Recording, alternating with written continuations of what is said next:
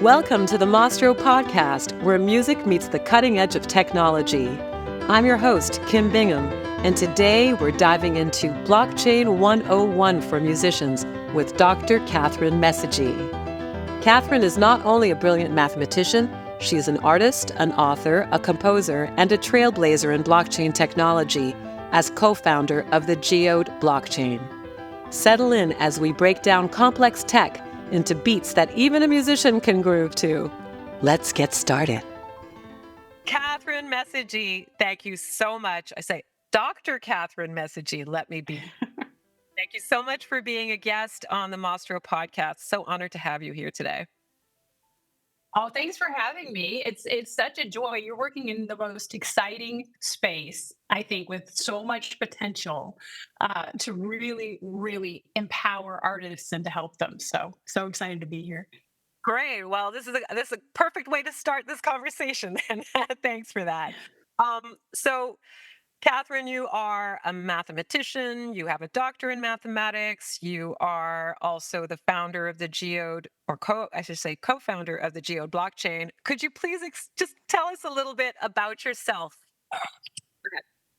Yes. So my PhD in math is focused on logic, which turns out to be really handy when it comes to kind of how these sort of more technical things that we want to build. And I spent a whole career, as did my co-founder, my husband Tom, developing cutting edge prototype technologies.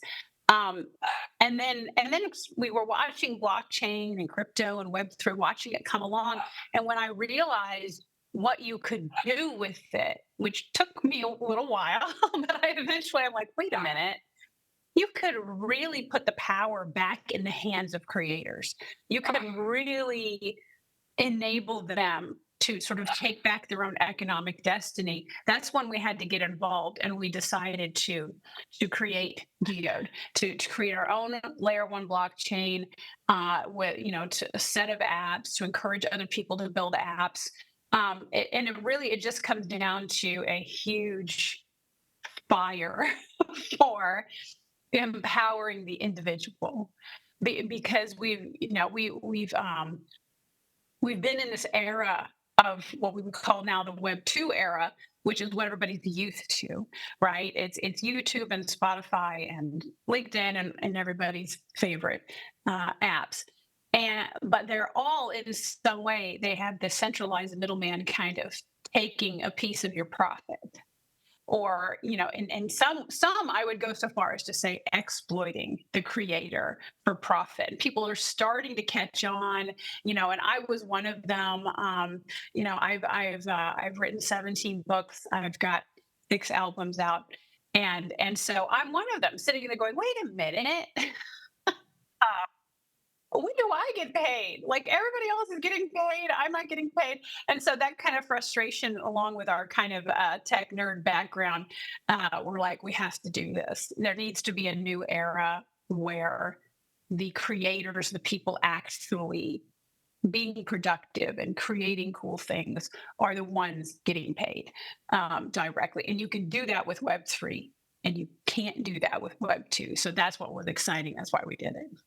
That's amazing. Well, I remember being pre-internet myself, and I don't mind saying I'm a proud Gen Xer.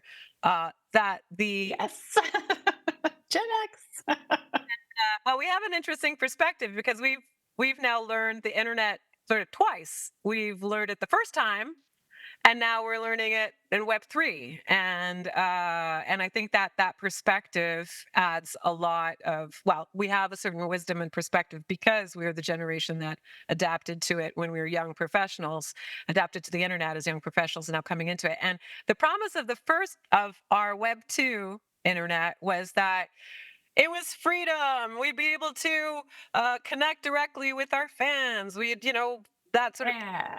all of that. And so it's turned out that actually that's not quite the case. So blockchain offers us actual freedom of ownership. That's really the difference here? Is it? Oh, yeah. How is it? It's freedom of ownership. That's a good way to put it. And I'll expand on that. And it's even more than that. So freedom of ownership, let's start with that. Um, you wrote the song, you recorded the song, you edited the song, right? You did the work and offered your own innate creativity to bring this beautiful thing into existence, right? That song, that painting, that book, that whatever. And so uh, of course, even in our current system, you own the copyright. And what does that get you? It doesn't seem like much, right? But then the difficulty is then you have to go through these services like, to print a book, I need a printer, and then I put it on Amazon. Amazon wants their cut, and the printer wants their cut, and they've got to get paid because they have buildings and employees and things like that. And so by the time it gets to me, it's this like tiny amount. Or when you put a song out, right, and you're trying to connect directly with your fans, and you put your song on, there's, I don't know, at least 96 different services around the world, streaming services around the world, and you put it out there because you want people to hear it, and they do, and you're like, woo, and then you get paid, and you're like, wait a minute, very, very small. Wait, how much did Spotify make off that?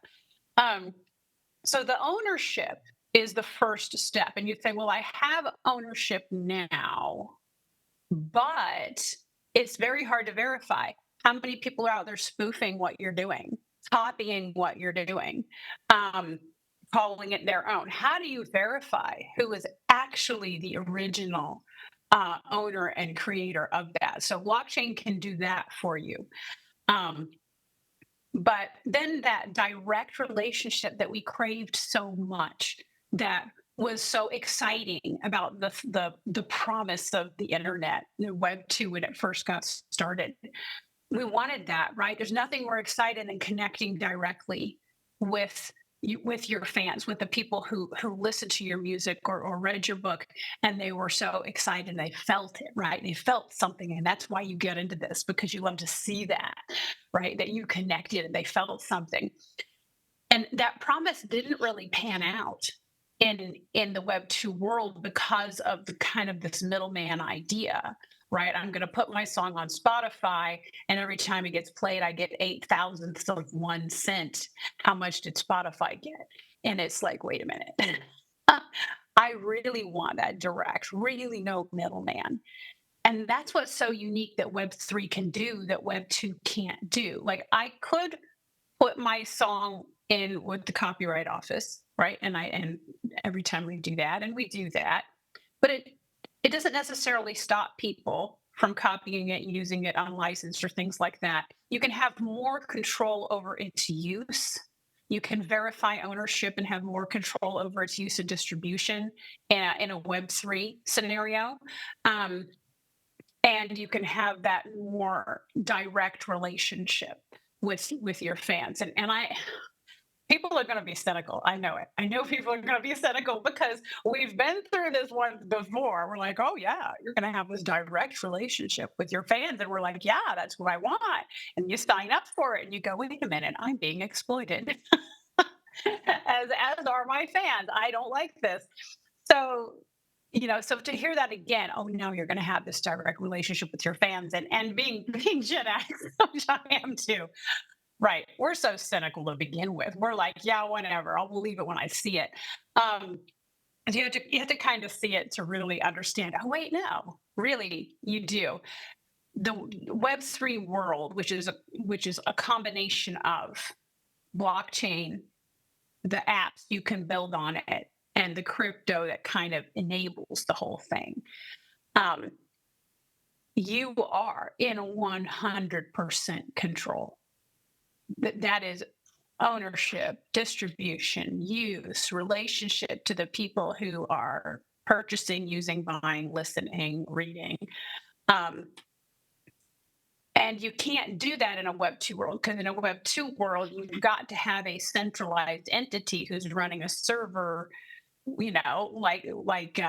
Spotify is a centralized entity, and all those songs are sitting on a big server, probably in Virginia, where a lot of them are, and they have to run that. They have to pay for that facility and they have employees and buildings and rent to pay and electricity bills, and so they've got to make money, so they end up kind of just pulling the profits where they can. It's not in their best interest to send those profits to the musicians, or in the case of, like, let's say Facebook, they charge advertisers to put an ad in front of you, and the advertiser pays Facebook instead of paying you. But if they wanted to pay you, they'd put themselves out of business. They can't do that. Right? They've got shareholders and they've got, all these things. And so it's they're kind of forced to siphon profit off. They don't have much of a choice. So in the Web3 world, you've got that ownership, you've got complete control over how that file is used, distributed. Yeah, that's a long answer, but yes. That's great. I mean, I would just say that, I mean, and I've mentioned this before in other podcast episodes and in some things I've been writing about. A lot of the premise of these platforms that came out originally in Web 2 for, if we talk about Spotify specifically, personally, my opinion is that it was initially presented as a marketing, and but it was a marketing platform for all artists, independent and major label, to be able to be on the same platform and stream their music. Because prior to that, prior to the internet, the music industry really was cleaved into the independent music industry and the major label music industry, and there were two different, there was different media, radio stations, it was different clubs we played. It was really like the paths just didn't cross us. Once an independent got signed, that they'd be privy to all this marketing and stuff like that. So the profit motive built into Spotify from the very beginning was based on helping, helping artists market themselves on the streaming platform. But other than that, what they were going to pay the artists from the beginning, we basically didn't have a choice. We just took it because that's what there was. Yeah. And so that profit motive has always existed in Web 2. And so and I don't think there can be enough change in Web 2, especially with now the prospect of Web 3 here, to accommodate what artists and creators really would want. So we really are incentivized to move to the blockchain. Now, I'll just mention Chris Dixon's book, Read, Write, Own, which Oh yeah. explains a lot. I haven't read it. I've read about it, and I know the principle between read, write, right, which is the Web 2 where we're at now, and read, write, own is Web. Right. Yeah. No, and you're right. And that is a great book. And I read it just recently. And it's like a business degree. It's like an MBA in all things internet business. It walks you through kind of from the beginning of the beginning of the internet, of the Web 2 internet, and kind of how that evolved, and then how blockchain and Web 3 is kind of the next evolution of that. Kind of puts it all in the big picture. Really, really, like, well researched and well written book. That's the best book I've read in a while. Um, highly recommend. But yeah, it gets to that point, right? At first, the internet was, you could just read things. There were just static web pages, and you could read information. And then came along kind of social media and such, and you could write. And that includes, putting out songs and putting out videos and things like that. So you could produce something and put it out there that other people could consume. And then the next step is to own what you consume. And then he's missing a little something right there. He's missing something there about the lack of middleman, and that you can have in Web3. There's something extra. It's read, write, own directly. It's something else. It's needed, like, right there. Yeah. There. And can you so Yeah. let me ask you, because you do have the Geo blockchain. How does the blockchain work? You can explain that. Right. Yeah. So this is one of those things that everybody should understand. So I'm gonna give. It's gonna be really simplistic, but this is really all it is. It's really so much simpler than you think. So let's suppose I'm just tracking everything that's happened on my system, every transaction, everything that was uploaded, every song that was streamed, somebody paid for something, bought something, transferred coin, everything that happened on the system. And I track all that and I make a big list of it for 6 seconds. And for 6 seconds, here's everything that happened on this system. And I take that list of things that happened and I chunk them together and I call that a block. And that's my first block. And then I hash that, which is really a way to like kind of collapse all that into a single little encrypted string of numbers and letters. But it makes it nice and small and gives it a very like a unique fingerprint. So I hash that set in that block and I go, okay, that's block one, and block one has this identifier. Now I take the next 6 seconds and everything that happened in those next 6 seconds. And that's my second block. It's just a block of what happened on this system. And that's my second block. And I can hash that to give it a unique identifier. And then I chain them together. Like this is the first 6 seconds. This is the second 6 seconds. This is the third 6 seconds. And then I just keep going. That's it. So it's a chain of blocks where every block is everything that happened on the system in that period of time. And so like for Geode, it's 6 seconds is where we chunk everything every 6 seconds. Some chains are every 3 seconds. Bitcoin is like 10 minutes. And it's, just every chain is a little bit different. But yeah, it's just what happened here in this period of time. And then they're all sort of daisy chained together because you take that little fingerprint from the first block, that hash, and you put it at the beginning of the second block so that we started here and now here's what happened in the next 6 seconds. Hash that little fingerprint and that's at the beginning of the next block. And that makes sure, this is really important because you don't want to be able to go backwards and change history, change what happened. You want it to be unchangeable, undeletable, unhackable, right? Secure. The history of what happened is what happened. It's an indelible truth. And that's what it is, and that's what it achieves, which is really cool. Because in a Web2 world, if I own the server because I am Spotify, I am LinkedIn, I am Facebook, whatever, it's my server. I can go in there and change anything I want. I can change things, I can delete things, I can kind of corrupt that data any way I want. And I can prevent you from doing things or allow you to do things. And I'm the one with the power. I'm the centralized authority. But in this blockchain world, the time history of what happened is what happened, and you don't get to change it, no matter what.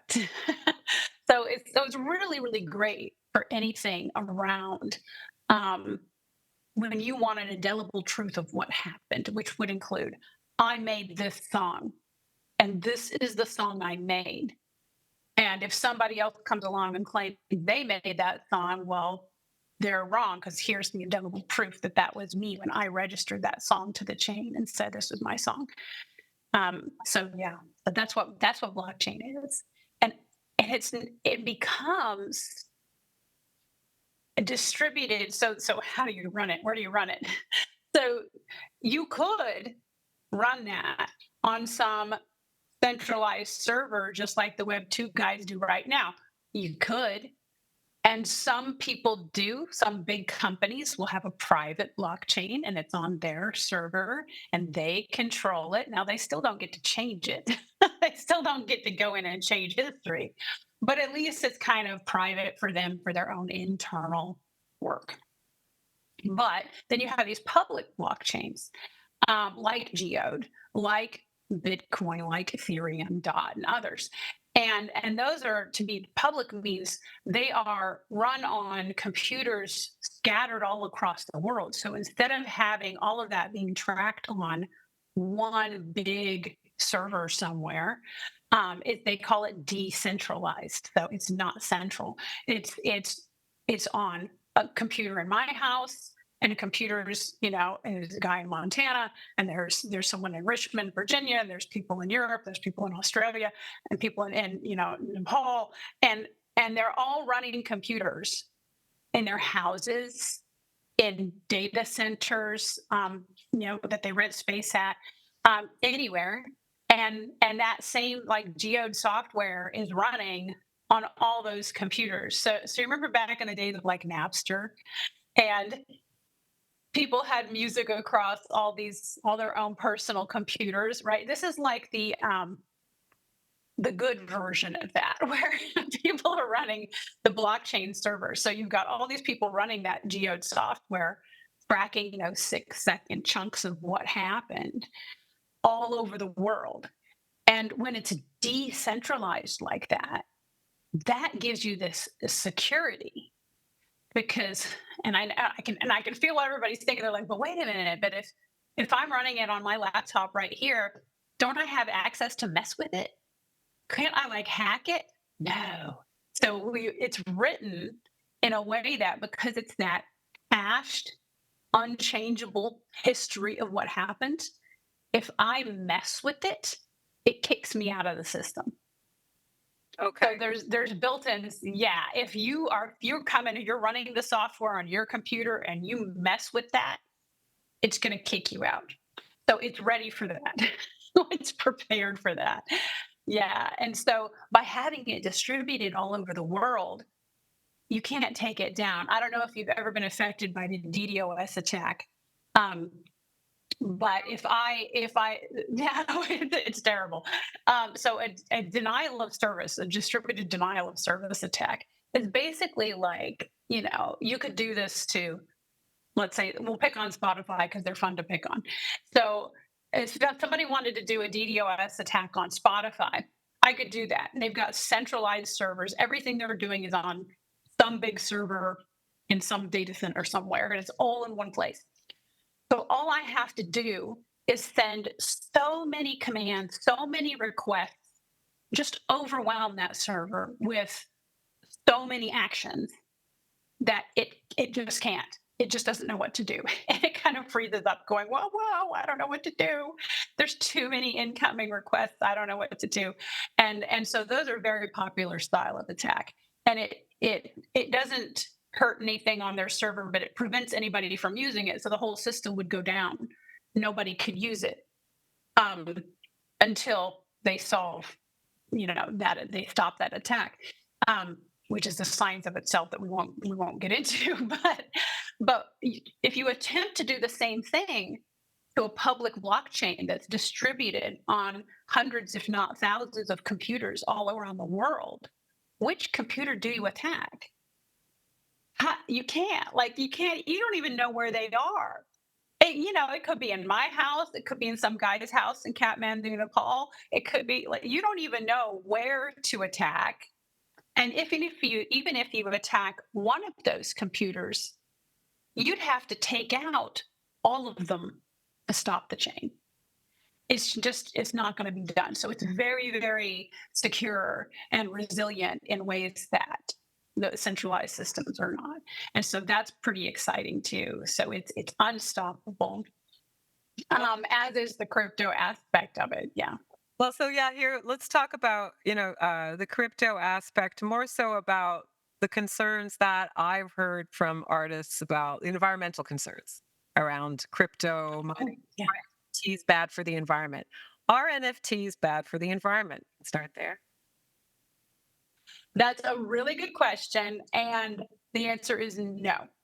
So let's talk about where that came from, though, and why that concern is legitimate, and then how the industry has evolved to correct that. So in the beginning, it was Bitcoin.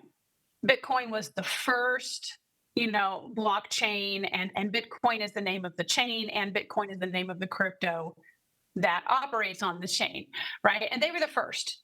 And so, they're the big 800-pound gorilla in this space. And they operate, the way that their software works, it's called proof of work. And it doesn't mean your work, it means the computer machine's work. And so the harder, this is an oversimplification, but it gets the point across. The harder that machine works to solve a puzzle, it's given a puzzle, it has to solve the puzzle. So it has to work really hard to solve the puzzle. And it's not you, it's the machine, and it's doing it automatically. But the harder it works to solve that puzzle, the more likely that your computer is going to be the one that is rewarded with a coin for being part of the network. So everybody who's running a computer on these networks, whether it's Bitcoin, Ethereum, Geode, and such, they get rewarded with coin as a thank you for contributing your computer to the network. So with Bitcoin, well, the way they know that you're a legitimate computer on the network is the computer has worked very hard. So then what happens is, because not everybody gets paid every day in Bitcoin, it's a little bit random. So I go buy a faster, better computer that works harder because I want to be the one to get that coin. But then my neighbor goes and buys an even better, even faster computer to get that coin. So you end up with, if you do a search on Bitcoin mining machines, unbelievable the power that these machines suck up. They have become massive, just incredibly powerful, and therefore take a lot of electricity. So then you had these companies come along and go, this is a great way to make money. I'm going to start a whole company that does nothing but Bitcoin mining. And I'm going to have all these huge power sucking servers. And I'm going to get that coin. And it's just this race to that, just increasing power usage. And it does. So Bitcoin mining sucks up an enormous amount of power. Now, this is a real problem, like you see in Texas the last couple of winters. They've had some hard winters, and the Bitcoin miners had to shut down in order to have enough electricity on the grid for people to be warm. It's like, oh, okay, this is not cool. This is not. We're using all this electricity. And is this really the right use of all that electricity? So then other chains came along. Ethereum was originally proof of work, just like Bitcoin, and was sucking up a lot of electricity. And Ethereum was also the first chain to have NFTs. And that's how that got associated with NFTs using too much electricity. And so Ethereum saw the writing on the wall, and we're like, yeah, using all this electricity is not great. We need to do better. So they switched to a system called proof of stake, where you don't need fancy high-end computers that use a lot of electricity, and cut their electrical usage down to something much closer to what Geode is, which is very lightweight, very little electricity usage, very, very simple. So all the rest of the chains out there now, other than Bitcoin, there's a few proof of work chains left around sucking up a lot of electricity, but 90% of the chains out there are proof of stake, which is very lightweight and uses very little electricity. And then, so that solves that. And then NFTs are basically just a way, like when you make a song and you turn it into an MP4, you don't know it, but that's kind of an NFT right there, that little file. It's just a digital file. When I take your digital file and I hash it, that whole hashing little fingerprint that proves that this is your unique song, that is now an NFT, or non-fungible token, which is, it's fancy speak for saying that it's not fungible. Fungible is like dollars. $1 is as good as another dollar. There's no difference, right? All dollars are the same. All Geode coins are the same. No one coin is more valuable than another coin on the same network, right? So those are called fungible because they're all the same.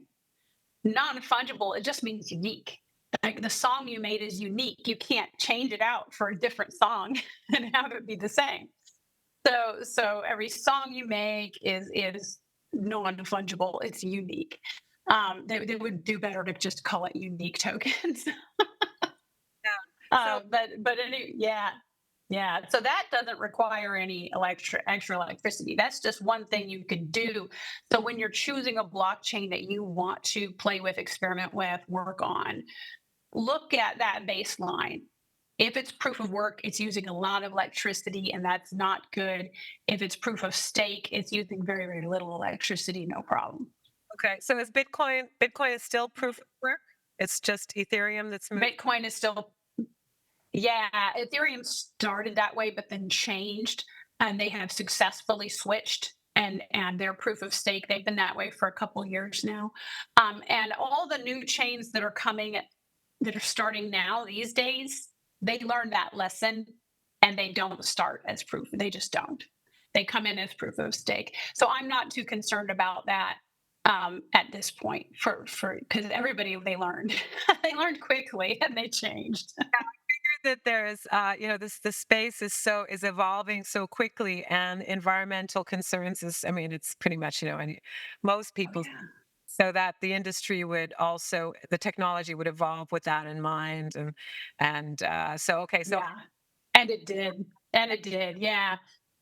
NFTs are not bad for the environment, right? We are clarifying that. No, not at all. NFTs are just one thing you can do on a blockchain, and but just like double check. There's still maybe 5 or 6 chains out there that are running on proof of work, and you'd probably want to avoid those.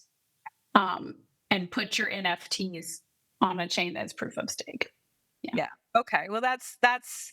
Thank you. That clarifies a lot. And let's talk a little bit about NFTs and smart contracts. And I'll let me start with my oversimplification of NFTs that I say. You can tell me where I'm right and where I'm like totally off. So when someone asks me, "Well, what's an NFT?" A musician asks me, "What's the difference between an MP3 NFT?" Because my basic thesis with Bostro, and the reason why I believe that artists should move to the blockchain, is because NFTs are a superior form of music delivery to MP3s. That's the, that's my thesis, and I think a lot of people agree with that, right? Right. So, and what Absolutely. Okay. And the main difference, the basic way I explain the difference between an MP3 and an NFT is that an MP3 has a song file and metadata. And most independent artists are used to doing their metadata when they're uploading a song onto iTunes or sending it to a sync licensing. Like, they're used to putting in the writer, the title, the movie, Yeah. all those things, and contact information, stuff like that, right? Like, if you really want to get into the nitty gritty of the metadata.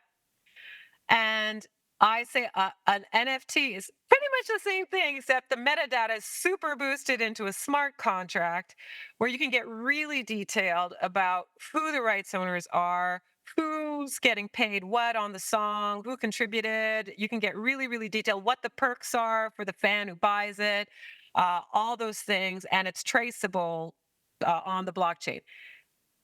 Go ahead, tell me how right or wrong that is. That was 100% correct. That was the best explanation I've heard of it. So you can do, so if you were to get generic with, and I'm not going to correct that at all. It was perfect. I'm just going to expand on it. So when you take that song and you're saying, I want to turn this song into an NFT, what you're really saying is, I want to register this to the blockchain in a way that I can track where it's going, who's listening to it. Maybe I want to give my fans, oh, well, if you bought my song, then I'm going to give you a discount on tickets to my show.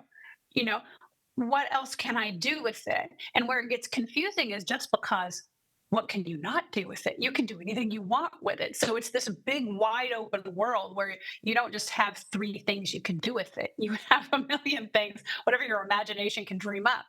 So smart contracts are really, this is the most beautiful aspect of Web3 for me. If we didn't have smart contracts, none of this would be possible.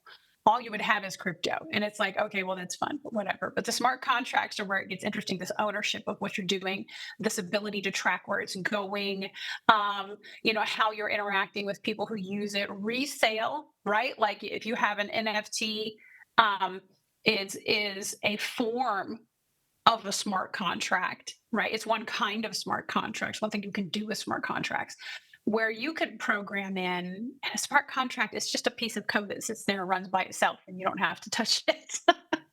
And it can also take in coin. It's got its own wallet, can take in coin and send out coin. So there's all kinds of like cool things you can do with that. So with that contract that represents your song, your NFT, you can you can be as imaginative as you want. Let me give you an example. I can say, okay, I'm going to put out my song as an NFT, and anyone. So each copy, I'm going to make 1,000 copies of my song. That's 1,000 separate NFTs. And anyone who buys one of these copies, it's almost like a numbered art print. Anybody who buys one of those copies, I'm going to allow them to resell it at any time. And every time they sell it again and again, I get a cut of that as the original artist. Or I'm going to put out, concert tickets as NFTs. And anybody who buys one, so I have 1,000 concert tickets; those are 1,000 NFTs, and they can resell them, and I get a cut of that. Or with that ticket for the first week, gets them, or up to the concert, gets them a discount on merchandise, and at the concert gets them a discount on food and drink, and after the concert it gets them, I don't know, special video updates for me, or some kind of membership style perks. And you can design that any way you want, which is why it gets confusing. There's like such an open door of things you could do. It's that's why it just gets a little bit confusing. So it's a super smart version of an MP3, right? It's the song, it's the metadata, and it's all the perks and tracking that you could want to come with it. And that's why it's so exciting, for musicians, for artists, for authors, and even like for engineers, which you don't think of engineers as getting annoyed and uppity, but they really kind of are right now. Which is, they do all this work and design that beautiful bridge, they design that amazing thing, and they're like, but wait a minute, and then I get, well, what if you designed a building and every time it's sold again, you got a piece of it? Or, you can do so much more with those, even for all kinds of creative and productive people. That's very Yeah. interesting. Well, I think that's where NFTs and the blockchain becomes a game changer for all sorts of, creators, artists, creators, people that are developing uh, site plans. Or I was thinking about authors Yeah. and how they've Oh yeah. tracking who's buying their books. And Amazon, great platform, we all use Amazon, or most of us do anyways. And But I know that authors have had a very hard time, and you're an author as well, right? So hard time track Yeah. who what your readership is. And book resale, I mean, forget about that, right? But if it's an NFT, Right. or there's a net, yeah. Yeah, if it's an NFT, I could get a cut of that every time it sells. So you could still have this idea of you bought the book, that copy of the book. Therefore, you own that copy of the book. And you could then sell that like you would at a garage sale, if you had a physical copy of the book, but then the author gets a piece of that every time it changes hands. Or you could, I mean, just the idea of knowing who is reading your books, who is listening to your music. People listen to my music on Spotify. I don't know who they are. I don't get any interaction. People buy my books on Amazon. I don't know who they are. And unless they look at the last page of the book and go to my website and like actually, link up with me there.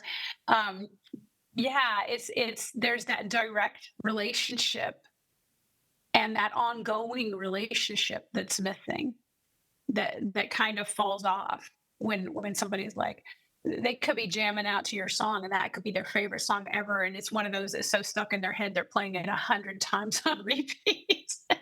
And you will never know it. Well, And in a Web3 world, you'll know it. right. Except let's talk about identity in Web3, because when you say who's listening to, you could track.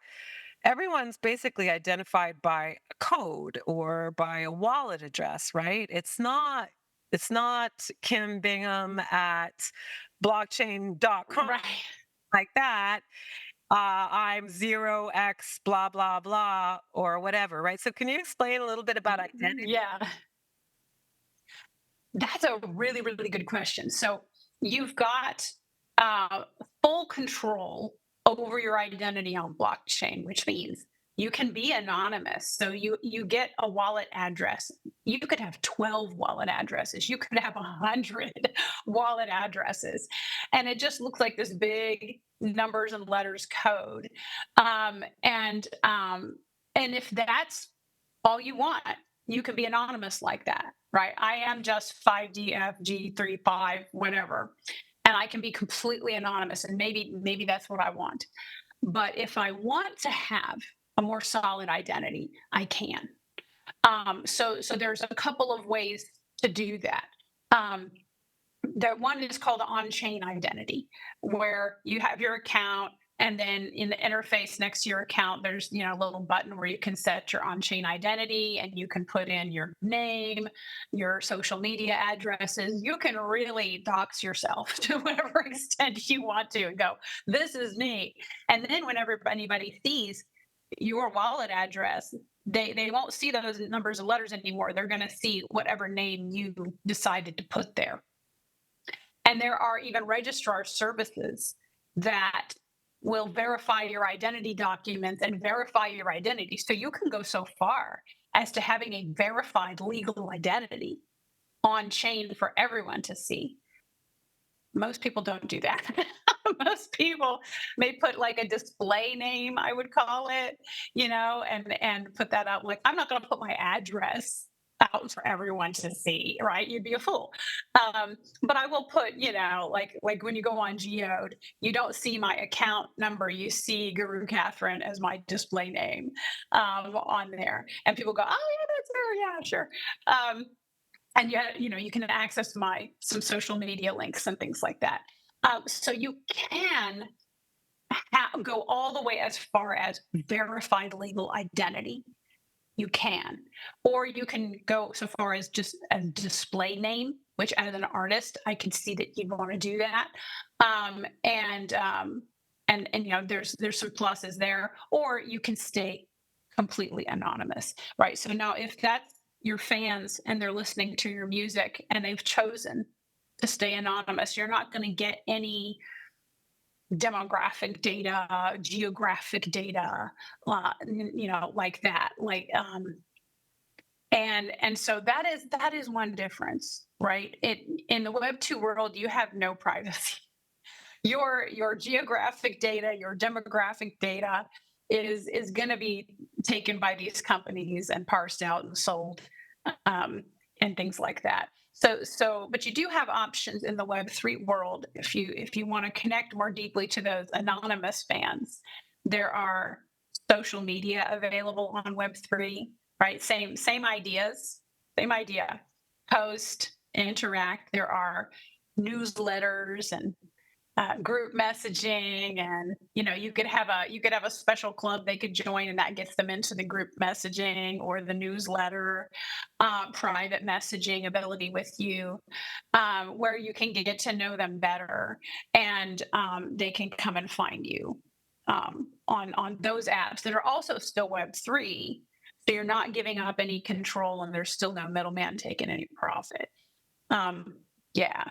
Yeah, but most people, I would say 99.9% of everybody chooses to stay anonymous, unless you're the artist, you're the artist, you're the author, Yes. and you want to put your name out there. So Yeah. I for us as artists and creators, we want to have our identity, have a label, not just be a series of letters and numbers. We really do. We want to put an identity out there with a name that makes us identifiable, and then can also well, what I've noticed, and I wanted to talk a little bit about community in on blockchain and community in Web3, because we've had a lot of speculation in the crypto sense, and I think that's the degen part, right, of Web3. Yeah.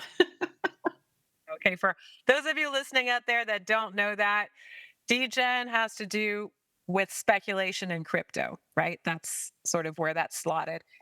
And then we Yeah. have everyone else, or a lot of other people that are creating communities, or we're in Web3 for the purpose of creating community, of creating new business models and new ways of working. So what I've heard in the music community, from musicians working in Web3, is, and this is from Twitter Spaces or X Spaces that I've just been listening in on, is that the artists that are working Web3 are happy working there, but uh, they tend to be satellites working on their own, and they'd like to have community to, a name, a brand, something, a home that they can all kind of gather around to help each other and work together and collaborate and that sort of thing. Leverage the work they're doing, their own work, with others to create even more success. So, what can you tell me about community in blockchain and what you've observed?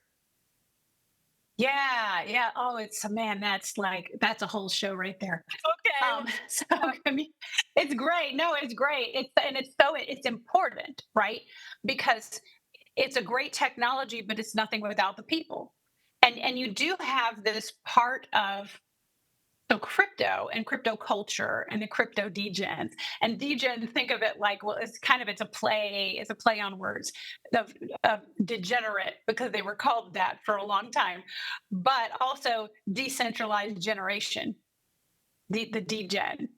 Um, and um, and those two tend to be mostly crypto focused, and they do tend to be speculators. And crypto is just one, think of it like one app that you can run on blockchain is a crypto coin.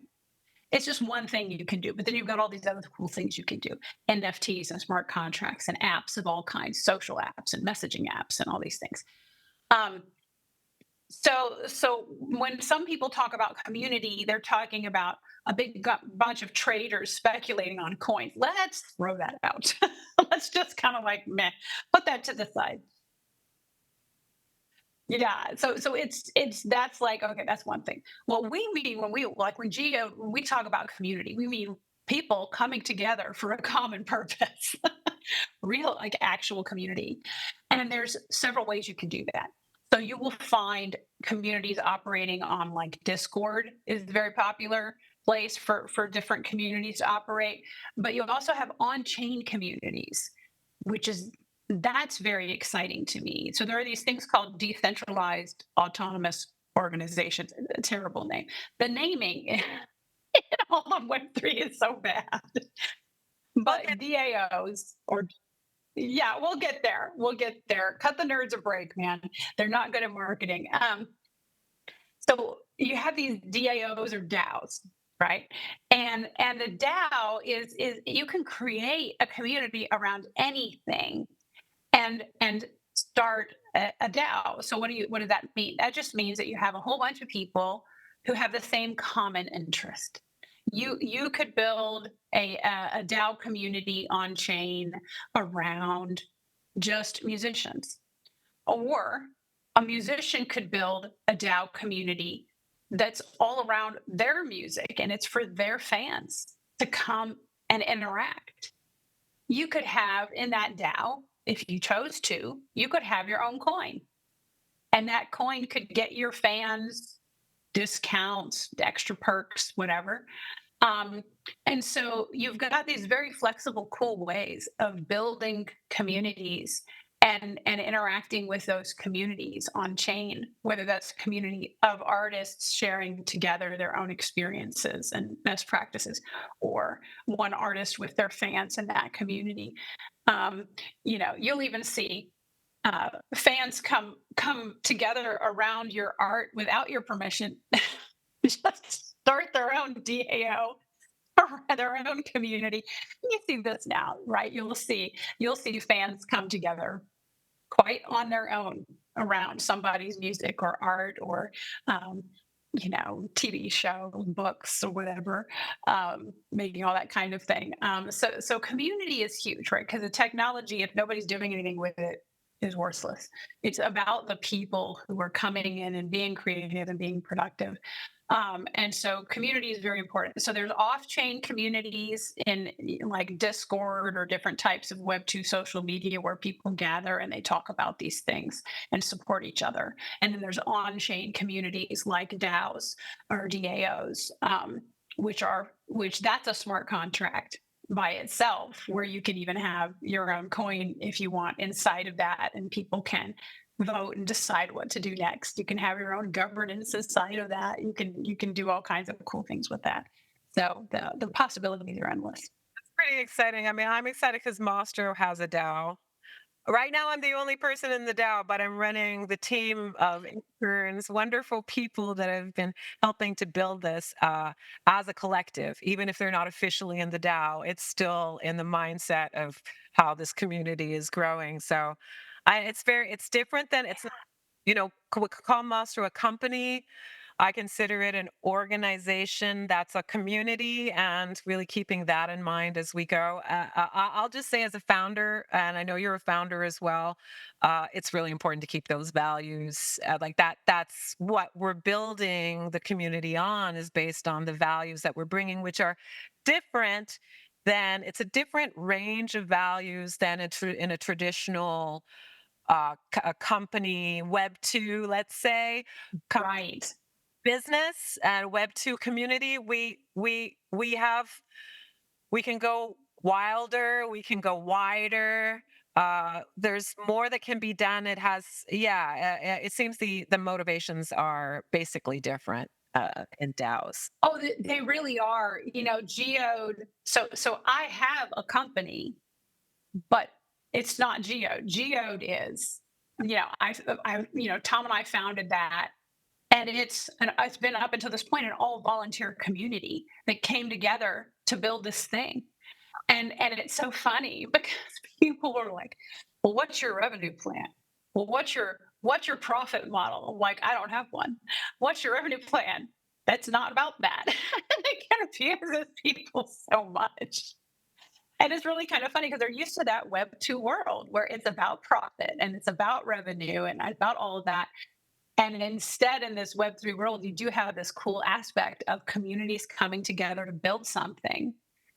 And it's not that there's not money to be made, but the money to be made is for the users to make. Right. So I heard somebody say this really well. In Web 2, you're the product that people are profiting off of. In Web 3, you make the profit. So it's profit to the users as opposed to profit to some centralized Exactly. entity. Yeah, I find Yeah.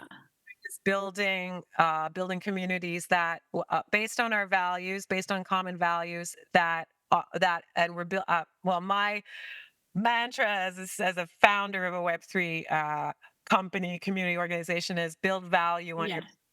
and then the monetization also comes with that too. So It will come. Yeah, it just will. But I love that we can lead with the values. yeah. You can lead with these core values, and people that agree and vibe with those core values will congeal around the project. And it's a joy. It's so much more of an exciting way to lead a project than the kind of top down hierarchical profit driven. It is, and Yeah, I like it.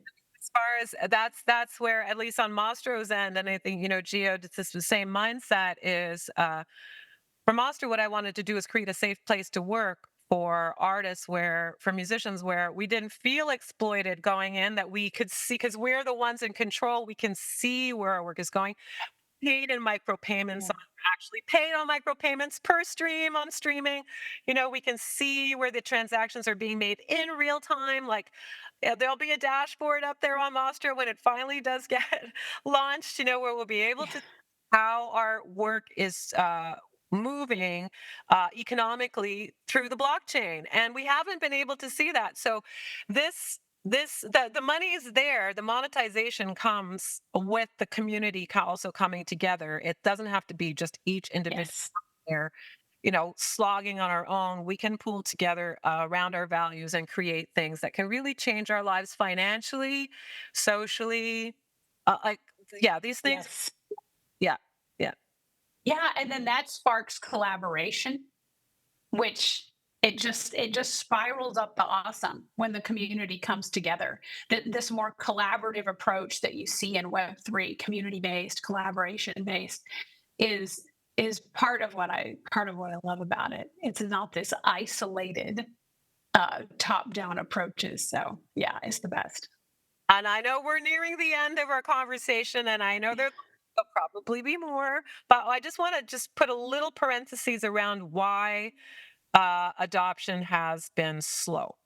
Okay, because blockchain's been around for since 2008, right? And then 2014, Yeah. people started to build since then. Yeah, 14, 15, when smart contracts came around, then it kind of started to take off. Um, and yeah, because it's been 15 years since Bitcoin, but the only thing Bitcoin could do was the Bitcoin coin, right? That was all you could do with it. So it wasn't until 2015 that you could really, with Ethereum, that you could do more. Um, and and I have completely lost my train of thought where I was going with. Talking about why adoption has been slow, and I know Right? Why? Yes. industry why it's been slow. There are certain reasons. I'm so speaking to other people in the industry about that. But what is your? I mean, please, from your perspective and your experience, why I adoption been slow? Yeah. So I've been talking to a lot of people about this. People from in their 20s to in their 70s, all kinds of people from all kinds of industries, technical people, non-technical people, artists, everybody, kids. I've been talking to kids, about these ideas. Um, it comes down to a couple of things. Number one, ease of use. It's got to be super, super quick and easy. Because in the Web 2 world, you could make an account in a couple of clicks. Couple of clicks. If you ask anybody to do more than that to come on board and make an account, they're not going to do it. So that's number one. It's got to be super easy, couple of clicks to come on board and make an account and get going. Um, Secondarily, the language we use around it. Non-fungible tokens, decentralized autonomous organization. What in the heck is that? Like, no, nobody can make sense of it. A lot of chains are not marketing to everyday people. They're marketing to super technical people only, which is a really, really tiny little market.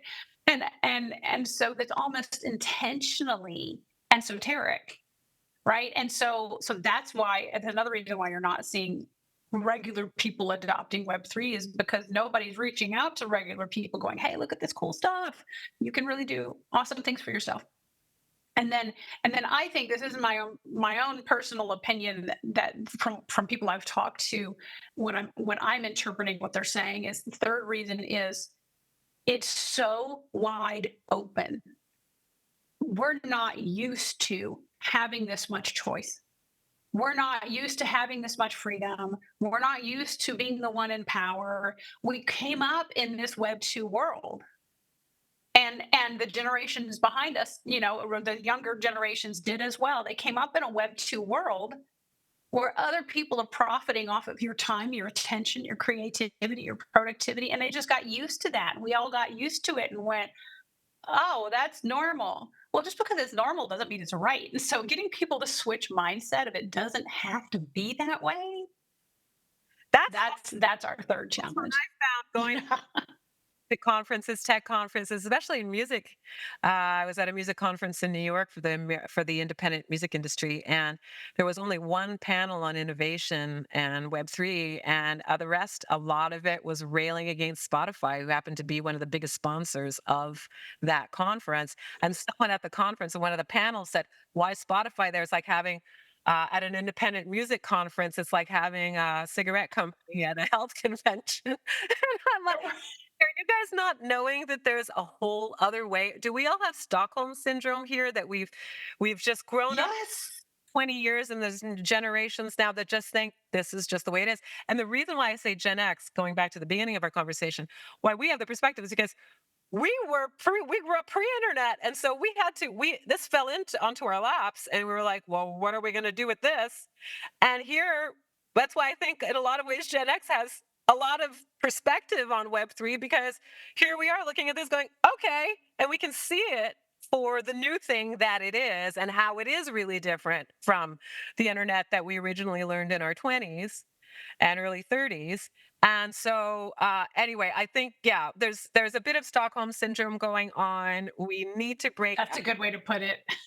We need to break out of it and see. And I agree, the open wide aspect, from my perspective in the industry and talking to developers and tech people, is that we're at the point now, post the NFT craze, where the tech people are looking for what are the best use cases for this great technology we have. Artists, do you have answers for that? Can we create these conversations? And this is where we're at right now. We're creating these conversations between the artists and the developers to find out what is the best use case for your fan base, for your music, for an NFT. How can we do this? Do we do it? It's time to test, trial and error, and maybe do it quietly. Yes. Artists have their Web2 regular fan base, and Web3 can be where we go in it. Sure. I'm finding it to be a lot of fun. Web3 social is a lot of fun. It's like internet the way it used to be when, Facebook used to be fun. That was just for a minute when it first started. But For a minute. Yeah. it's a brand new, the future is wide open. It can be intimidating, but also, hey, water's fine, right? It is. It's fantastic. And to your point, I think Stockholm syndrome is exactly what's going on. They're so used to it, you don't know any other way. And you've got this opportunity right now. It's so wide open, and you're right, that can be intimidating. Well, like I don't know what to do because I can do anything I want. It's too much freedom, and I'm not used to this much freedom.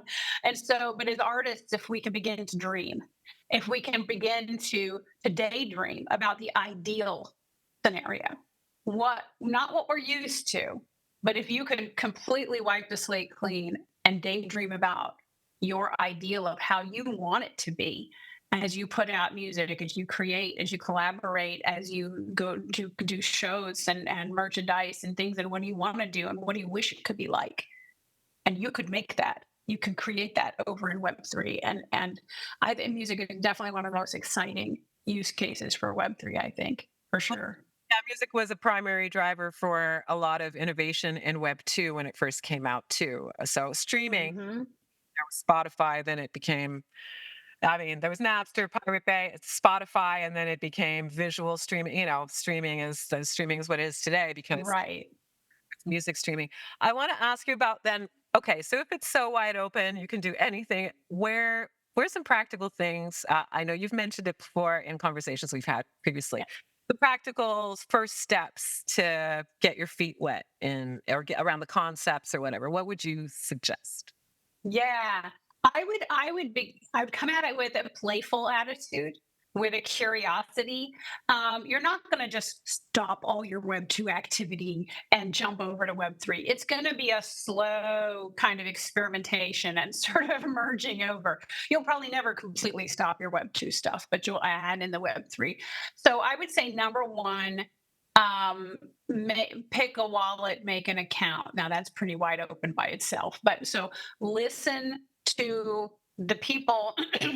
They need to listen to people like you, Kim, who are you're bridging the tech and the music. You are a musician, you understand that industry, and you're seeing what the Web 3 can do, so they need to listen to you. So when you go, hey, go try this wallet, just go make an account, don't expect too much, just play. Just go make an account, and then once you make an account, you're like, oh, look at that, I have an account. Okay, cool. What can I do now? You can play with Web 3 social. There are social apps that mimic a lot of the capabilities of, let's say, Facebook, LinkedIn, Instagram, Twitter, etc. Geode has one. There's one called Orb. There's one called Mastodon. There's one called, they're all out there. Pick one. Just go play. Podcast. Just go play. So, Yeah. Yeah, Farcaster.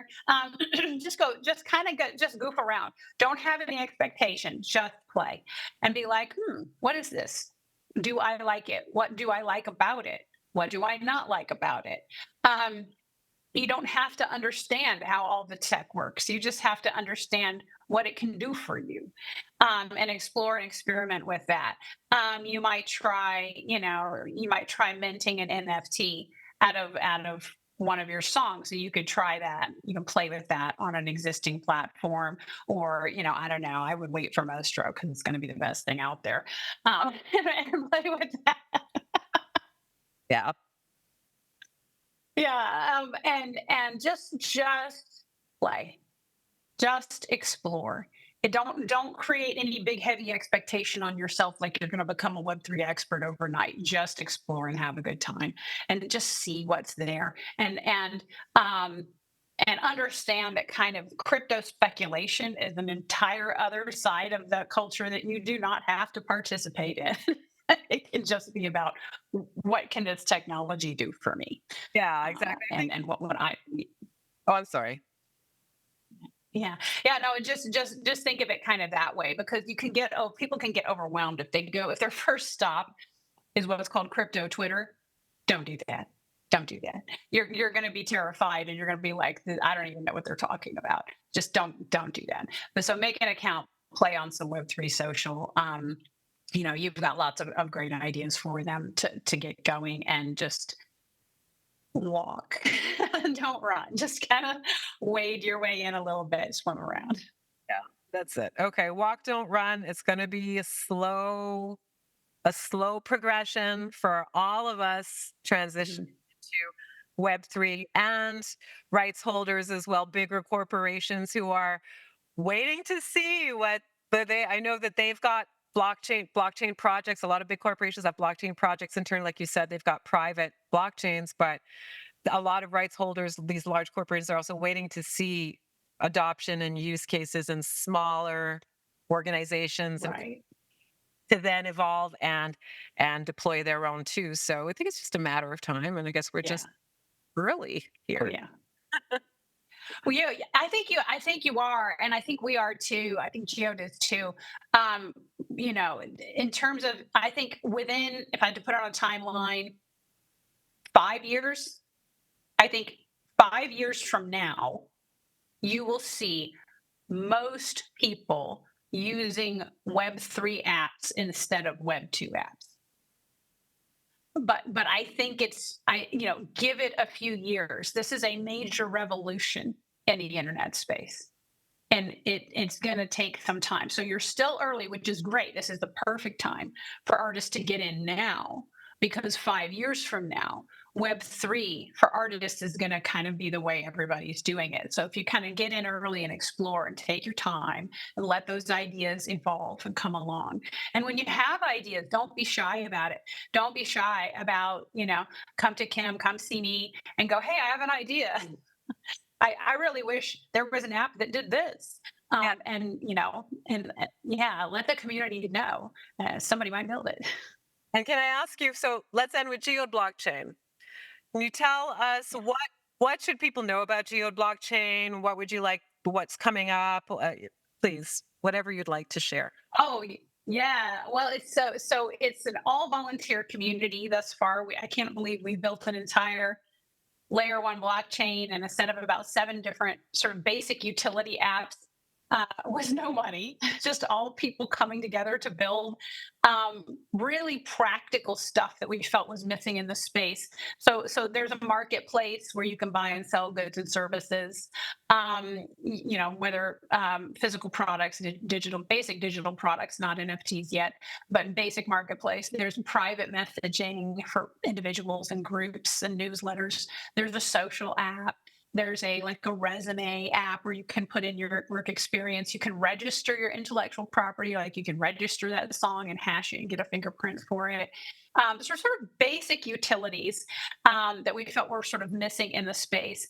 And we want to onboard the world. We want to onboard humanity in order to set them free, right? So, for example, in our marketplace, we built it in a way that it takes no profit. you keep 100%. If you sell something, you keep 100% of that revenue. No middleman taking any profit. And then, like over on messaging and social, when there are advertisers, you tell the system what you're interested in seeing ads for today. And when you look at the ad, you get paid directly by the advertiser, no middleman. And why not? Same money, same money. Just instead of going to some centralized entity, it just goes straight to you. Um, and that was my beef. That was like, why can't they just pay me directly for my time and attention? Well, on our system, they do. And so it's a completely different way of thinking about it. And so we're here to set people free, so you can monetize your own time, your own attention, your own creativity, your own productivity. Um, and that's what we're here to do. So our next step. So right now, we've got an airdrop going for anybody who comes in, makes an account, and kind of get yourself set up. Just basic setup stuff on the different apps, and it will give you some coin for that. And then from here, we are in a big effort to make that ease of use. Let's make onboarding easier. It's not as easy as it needs to be. I want 2 clicks. I'm not there yet, but I want 2 clicks to get on board, make an account. So making that a lot easier. Yeah, making that a lot easier. Making it easier to refer your friends, getting the marketing and advertising out there, getting the Geode coin on exchanges, so that when you're earning coin from advertisers, you can, cash it out for fiat and go buy your groceries with it. Um, and kind of stuff like that, just to get it more connected into community. But we're not going to stop there. So after we do that, we're going to take, from a technical standpoint, we've got all these chains, all these apps. They're just scattered out there. They're scattered. And we want to make the entire internet of all these different chains and apps searchable, linkable, which at the moment it is not. And I think I know how to do that. So we're going to do that. Yeah. And and even then we want to get into hardware, and not making new hardware, but taking like existing Android phones, just a nice, cheap, simple Android phone, load it with the Geode software and all these capabilities. And you could just be like, well, I'm going to watch a few ads today to pay my cell phone bill, and my bill is paid. And then cut the price on them, and get cheap hardware out there for everybody, so that everybody can tie into this opportunity. We've built it to where you can start with nothing. You don't have to show up with money. You can come in with nothing and bootstrap your way up into earning coin. And I want to keep it that way. So that's our big plan, where our logo, our tagline is setting humanity free, and we mean it. Well, so for those listening out there that have some amazing, wide open ideas, I think you know who to contact. Yeah, bring them here. Blockchain, Kathryn and Tom Messegee, absolutely. Yes. Oh, so good talking to you, Kathryn. Thank you so much. Thank you. This is fun. So, as we've discussed today, there is vast potential to reshape creative industries in Web3. Thanks so much to Kathryn Messegee for today's educational journey into the blockchain. Stay tuned to the Mastro podcast for more sessions where tech and tradition get a remix. Subscribe on your favorite podcast platforms, and until next time, tune in and turn up for innovation.